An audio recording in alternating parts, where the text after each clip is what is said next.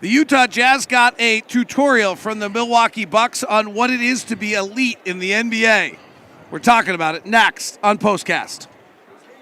David Locke along with Ron Boone as the Utah Jazz get blown out by the Milwaukee Bucks 144-116. Jazz super shorthanded tonight as they did not have Lauri Markkanen, Collin Sexton, Jordan Clarkson, and in turn did not have, sorry, I got to move my chair, did not have the firepower to hang with the Bucks. But quite frankly, like if we just go to the first 4 minutes of this game, I'm not sure it mattered what firepower the Jazz had. Grayson Allen came out, scored I think 14 of their first 15 points or something. Brook Lopez blocked 4 shots at the rim. Giannis just bended the defense. And I thought what you really saw tonight, a 50-22 Milwaukee Bucks team, what you saw was a team that wasn't going to fiddle. Like they didn't come out to like see if they could like coast through the night and sneak. Instead, they came out and said, all right, well, we're going to see what we can do to dominate the night, and then we can cruise the rest of the way. And they did. They got up by 20 early and kind of cruised the rest of the way. Too many good players, too many good shooters in order for something like that to happen, because obviously guys want to spend time on the floor. They got Grayson Allen, as you mentioned, came out in that first quarter. He lights it up. Then Connaughton, it turned into his time there in the second quarter to do it. Giannis only had, 7 points after the first quarter or the first half or something. He had 11 points at the half and was just cruising. I mean, he was just doing his thing out there and wasn't really looking to score until the third quarter. Jazz had very little chance getting any stops. The Bucks offense was a 143 in the first quarter, offensive rating at 130 by halftime. By the end of 3 quarters, they'd scored 115 points as they scored 43 in the third, and then at 144-116. The Jazz looked obviously incredibly shorthanded. Kelly Olynyk and Simone Fontecchio, your offensive players going up against a bunch of all-stars. That's a lot to ask. They also look a little worn out by all of this. I think playing without Jordan, without Collin, and without Lauri, I think the Jazz looked a little worn out. It's to be expected. I mean, their star players are out, and as I mentioned earlier, you're looking at 70-some points between those 3 players that the Jazz are missing.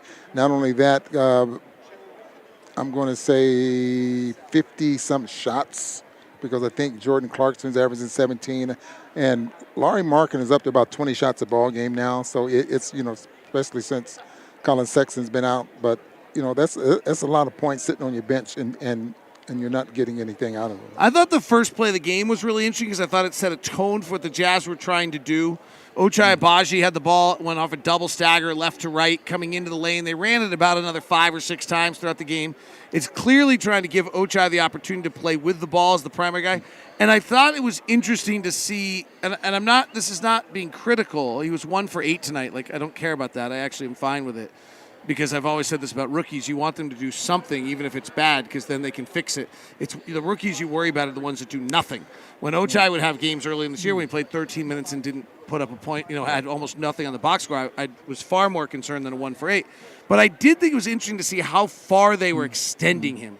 And that it's a lot for him right now. Like, he went from not playing to suddenly, okay, hey, the ball's in your hand. Let's see what you can do on a double pick coming left to right. And we're expecting something. We're expecting you. And the big thing here is just showing some improvement, putting him in situations out there on the floor where he'll be familiar with, regardless of what game or who he's playing against, and how often he's seen something like that. Just game-type recognition, I think is probably the most important thing, for him. Showing some confidence, not backing down or anything. You saw he got a shot block trying to challenge Lopez at the rim, that type of thing. Getting to know defenders and their capabilities. He's in a situation now where obviously they want him to improve, and if he works hard, he will.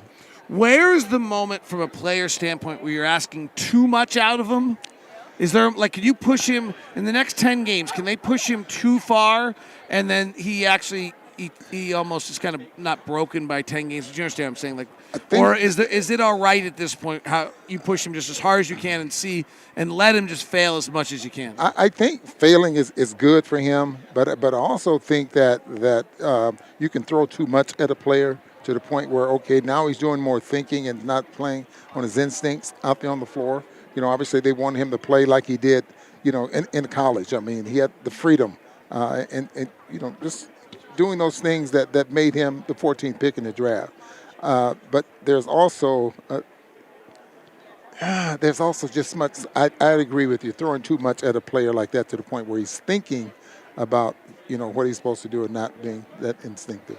Be interesting to see. I mean, they don't have a lot of choice, right? When you're starting Talen Horton-Tucker, Ochai Agbaji, Simone Fontecchi, Kelly Olynyk, and Walker Kessler, you don't have a lot of choice other than throwing a great deal at Ochai Agbaji because there just aren't that many other players to make plays. Kelly kind of, I think, embraces that role as best he can, and he did in the first half. He had 16 points, he had 7 rebounds, he had 3 assists.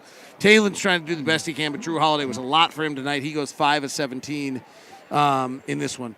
Let me bring up the zone here, the Yeah. Jazz zone. And obviously this is about the 5th, 6th ball game in a row that they've attempted to play a zone. And I thought that tonight the Milwaukee Bucks had the personnel to just attack and wear that zone out because they just threw Giannis and Brook Lopez in the deep middle on the first opening possessions of the second half, and we didn't see it very many more times after that. They're really to the point where they had to get out of it. Those corner threes that you were talking about, they're there, or Giannis or Lopez was at the rim.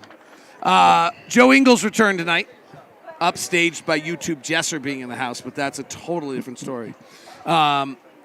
It was kind of cool to see that reaction for Joe. He got multiple kind of almost curtain calls and then pointed across the arena at Renee, who was sitting in Rudy Gobert's mom's old seats. Mm-hmm. What do you think of Joe's return? I've watched him play many, many times with Milwaukee. And, boy, it's just so good seeing the applause and the welcome that the fans really appreciated him being here. He's on this team, he doesn't have to do anything but pass the basketball and shoot open threes. He got 6 assists tonight in 21 minutes. And that type of effort out there on the floor, he can get 2 or 3 more years in the league without any doubt, especially playing on a team like this. But obviously the fans love him. He's on a 1-year minimum contract, by the way. Oh, boy. So, really? He'll have to choose where he wants to go next. He'll probably have, as he's playing right now, he's going to have some options. He probably gets a 2 or 3 year deal from someone in the offseason. He's come back. Joe deserves an incredible amount of credit. We didn't get into it enough on the broadcast today, but he came back quite quickly. He's the fastest player in about 10 or 15 years to come back from the ACL. And then he's playing well under it. He's shooting 40% from 3. He's really hot right now. So, really, really impressive work, Joe. Renee was largely involved in that as well, in getting back, because he is one of the fastest returning players in the NBA in quite some time. ACLs have really become 12-month injuries, and Joe was back much faster than that and then has been able to play. So exciting for Joe that his career seems to have just a whole nother stage left to it. Very exciting for him. Obviously, we're very happy for him there as well. And looking back on his career and how he got started, cut for the Los Angeles Clippers and came here and boy, just thought he had to pass the basketball, wasn't looking to, he's just playing not to make mistakes.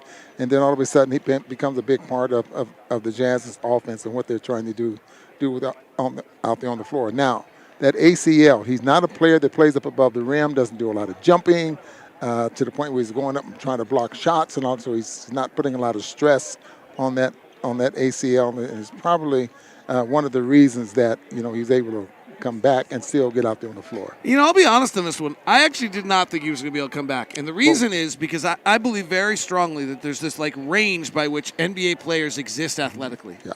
And most common, you'll hear someone say exactly what you said about a player, which is, they weren't athletic anyway, so if they lose some athleticism, it doesn't matter. And I actually disagree usually with that. Memo's my example of that. Memo was kind of on the bottom end of athleticism in the NBA, and then he hurt his Achilles, and he was suddenly on the wrong side of it. He was just out of the league, right? So that's always how I felt about these guys, is that there's this little range. Joe Johnson and Vince Carter and Rudy Gay and these incredible, unbelievable athletes start here. They got a long way to go, and they can kind of stay in the league for as long as they want.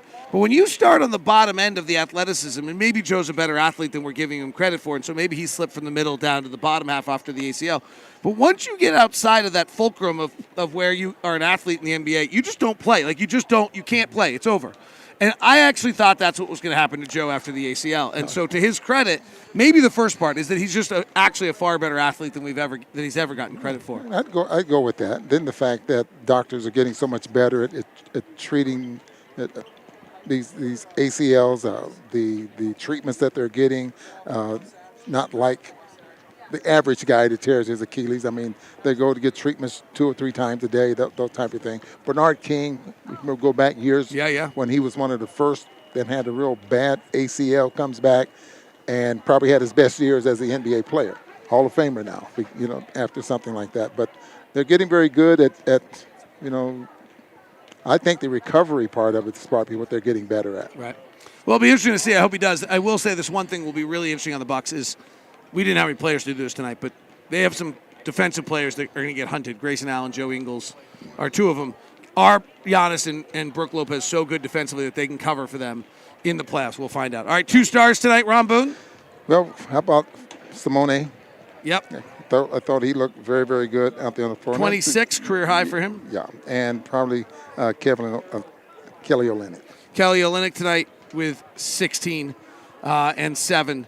What about Jesser? The YouTube guy, 12.2 million followers, was in the house. Oh, that guy. Yeah, you can give him a half of one.